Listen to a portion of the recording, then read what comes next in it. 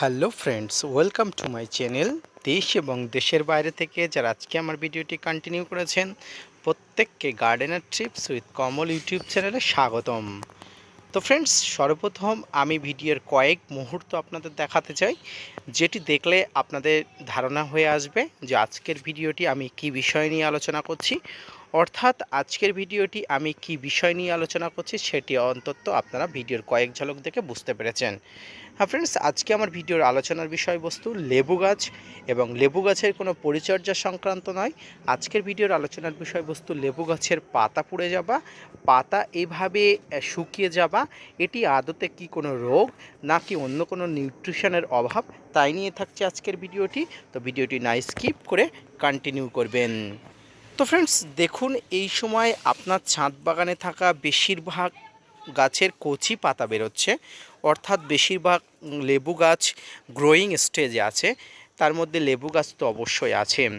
আম, জাম, বাকি সমস্ত ফল এবং ফুলের গাছ ফুল ফল ধরার জন্য উপযুক্ত হচ্ছে। পাশাপাশি গাছে কচি পাতা ছেড়ে গাছগুলো গ্রোয়িং স্টেজে আছে। এই সময় আপনার লেবু গাছে এই ধরনের যদি সমস্যা দেখা যায়, সেটি অত্যন্ত চিন্তার একটি বিষয়। তো এটি যেমন চিন্তার বিষয়, তেমনি খুব সহজেই এর সমস্যাটি সমাধান করা যায়। সর্বপ্রথম উপসর্গ জানতে হয়, উপসর্গ জেনে তারপরে গাছকে ট্রিটমেন্ট করতে হয়।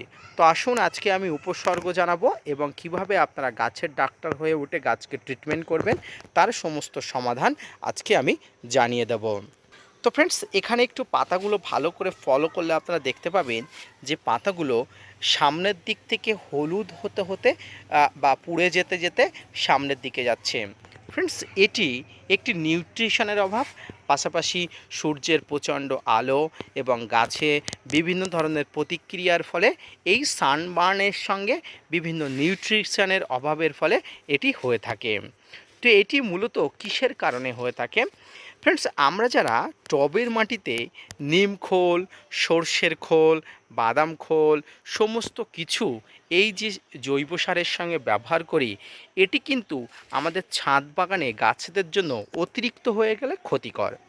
ফ্রেন্ডস, নাইট্রোজেন অর্থাৎ উদ্ভিদের বেঁচে থাকার জন্য যে নাইট্রোজেন, এই নাইট্রোজেন যেমন গাছের বৃদ্ধিতে সহায়তা করে, তা পাশাপাশি গাছের মাটিতে বেশি পরিমাণ নাইট্রোজেন হয়ে গেলে নাইট্রোজেন টক্সিসিটি হয়ে যায়। অর্থাৎ আমরা যারা নিম খোল, আমরা যারা সর্ষের খোল, আমরা যারা বাদাম খোল ব্যবহার করি, তাতে আমরা অবশ্যই এর বৈজ্ঞানিক বিশ্লেষণগুলো আমরা জানলে দেখতে পাবো যে নিম খোল, বাদাম খোল এবং সর্ষের খোলে প্রচুর পরিমাণ নাইট্রোজেন থাকে। এই নাইট্রোজেন অধিক পরিমাণ মাটিতে হয়ে যাওয়ার কারণে গাছে নাইট্রোজেন টক্সিসিটি হয়, এর ফলে গাছের পাতা ফুটতে থাকে। শুধু কি গাছের নাইট্রোজেন টক্সিসিটি হলে পাতা পড়ে? উত্তর হবে না। নাইট্রোজেন শুধুমাত্র টক্সিসিটি হলে পাতা পড়ে না, পাতা আরও বিভিন্ন কারণে পড়তে পারে। যেমন সানবার্ন তো আছে, এর পাশাপাশি বিভিন্ন ধরনের কীটপতঙ্গের আক্রমণের জন্য পাতা শুষে যায়, সে প্রসঙ্গটি আলাদা। কীটপতঙ্গের কারণে পাতা শুকিয়ে যাওয়ার সিমটমগুলো সম্পূর্ণ আলাদা, কিন্তু আপনারা যে সিমটমটি দেখতে পাচ্ছেন এটি সাধারণত নাইট্রোজেন টক্সিসিটির কারণে হয়ে থাকে। তো যদি এরকম অবস্থা হয়ে থাকে আপনার ছাদ বাগানের গাছে, নাইট্রোজেনের পরিমাণ বেশি হয়ে গেলে গাছের কিন্তু যেমন প্রচণ্ড ক্ষতি হয়, পাশাপাশি গাছের কিন্তু গ্রোথ স্টপ হয়ে যায়। কেন গ্রোথ স্টপ হয়ে যায় আপনাদের প্রশ্ন আসতে পারে। দেখুন, আপনাদের যে পাতাগুলো, এই পাতাগুলো যদি শুকিয়ে যায় তাহলে গাছের এক হিসাবে একটা একটা পত্র পড়ে যাবে। পত্র পড়ে গেলে গাছ আবার হালকা হয়ে যাবে, নতুন পাতা নিতে হবে, সেক্ষেত্রে গাছ কিন্তু গ্রোথ স্তিমিত হয়ে যায়। তাই আপনারা কি করবেন, আপনারা যখন টবের মাটিতে জৈব সার ব্যবহার করবেন, আপনারা যে খোলের কথা বললাম অর্থাৎ নিম খোল, সর্ষের খোল, বাদাম খোল, এটি খুবই অল্প মাত্রায় দেবেন। আপনাদের মনে প্রশ্ন আসতে পারে যে এটি ভ্রান্ত ধারণা। আপনারা যদি একটু গুগল সার্চ করে দেখেন তাহলে দেখবেন নাইট্রোজেন টক্সিসিটি হবার কারণ কি সেটি অবশ্যই আপনারা সার্চ করলে বুঝতে পারবেন। তাই আজকের আমি যে তথ্য দিলাম সেই তথ্যটি সম্পূর্ণ নির্ভুল এবং এই তথ্যটি আপনারা মেনে চলুন। দেখবেন গাছের এই পাতা পুড়ে যাওয়া, পাতা হলুদ হয়ে যাওয়া, বিশেষ করে পাতার এই যে সিমটমগুলো আপনারা দেখুন। এই পাতাগুলো প্রথম দিক থেকে পুড়তে পুড়তে পাঁপড়ের মতো ভাজা ভাজা হয়ে গেছে, সামনের দিকে চলে আসছে। দেখুন প্রত্যেকটি পাতা এরকম সামনের দিকে ভাজা ভাজা হয়ে চলে আসে। এর পাশাপাশি আরেকটি ভালো দিক দেখুন, গাছে কচি পাতা বেরোচ্ছে। এই কচি পাতা যেমন বেরোচ্ছে তেমনি গাছের এই যে পাতাগুলো ভাজা ভাজা হয়ে যাচ্ছে, এটি 100% নাইট্রোজেন টক্সিসিটির কারণ। ফ্রেন্ডস, নাইট্রোজেন টক্সিসিটি বেশি হলে গাছের যে কচি পাতা যেমন আসে, পাশাপাশি গাছের যে পুরনো পাতাগুলো এই ভাজা ভাজা হয়ে যাচ্ছে, এটি কিন্তু অত্যন্ত খারাপ একটি দিক। তাই আপনারা দ্রুত ব্যবস্থা নেবেন। এবার আপনাদের মনে প্রশ্ন আসতে পারে যে আমরা এই ব্যবস্থা আমরা কিভাবে নেব।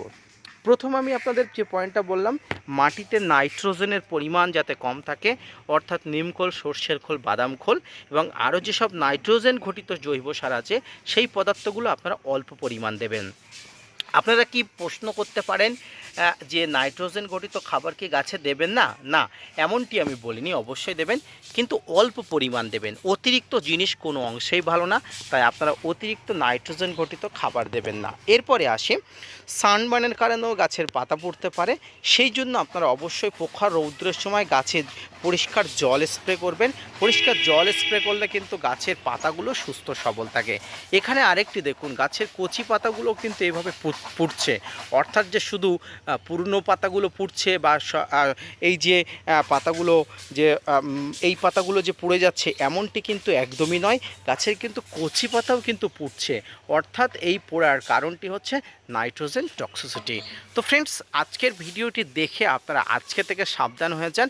আপনার ছাদ বাগানের প্রত্যেকটি গাছের মাটিতে নাইট্রোজেন টক্সিসিটি যাতে না হয় সেদিকে অত্যন্ত গুরুত্ব সহকারে, অত্যন্ত মস্তিষ্ক দিয়ে খুব ভালো করে চিন্তা ভাবনা করে টবের মাটিতে আপনারা গাছ এই ধরনের খোল ব্যবহার করা থেকে বিরত থাকবেন। তো এই দেখুন গাছের পাতাগুলো এইভাবে পুড়তে একটা সময় গাছের পাতাগুলো এইভাবে ঝরে যাচ্ছে। এমন অনেক পাতা আপনারা দেখতে পাচ্ছেন ঝরে গেছে। এটি আপনাদের দেখানোর উদ্দেশ্যে আমি এখনও ট্রিটমেন্ট করে উঠতে পারিনি এবং আমারও কিছু টেকনিক্যাল ভুলের কারণে এই সমস্যার সম্মুখীন হয়েছি।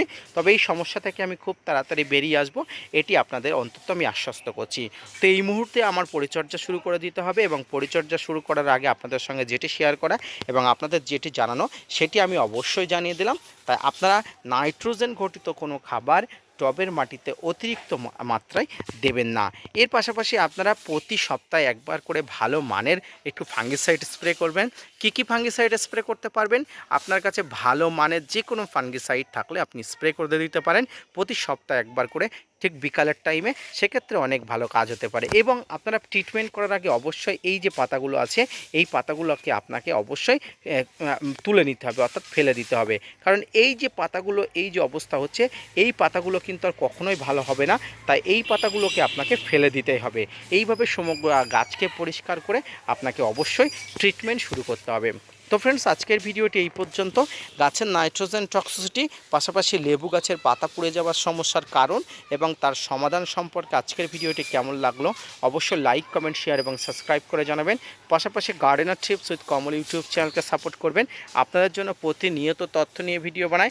আপনারা যদি মোটিভেট করেন, ভিডিও বানাতে আগ্রহী হয় এবং নতুন ভিডিও বানাতে উৎসাহী হয়। দেখা হচ্ছে পরবর্তীতে নতুন কোনো ভিডিও নিয়ে, ততক্ষণ সঙ্গে থাকবেন।